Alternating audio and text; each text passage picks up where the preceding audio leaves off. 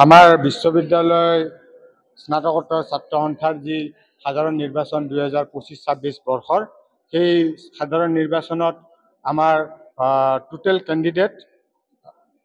46 জন 46 candidates আছে আৰু আমাৰ টোটেল ভোটাৰৰ সংখ্যা হৈছে 6592 গৰাকী আৰু আমাৰ ভোট গ্ৰহণ সুচাৰুৰূপে পৰিচালনা কৰাৰ কাৰণে আমি বিশ্ববিদ্যালয় কৰ্তৃপক্ষৰ তৰফৰ পৰা এইবাৰ আমি 4টা বিভিন্ন স্থানত আমি ভোট গ্ৰহণ কাৰ্যসূচী অনুষ্ঠিত কৰিছোঁ। প্ৰথমটো ভোট গ্ৰহণ কেন্দ্ৰ আমাৰ যিটো ষ্টুডেণ্ট ডে হোম বুলি কোৱা হয়, সেই ষ্টুডেণ্ট ডে হোমত আমাৰ ছাত্ৰ ছাত্ৰীৰ সংখ্যা আছে 2064 জন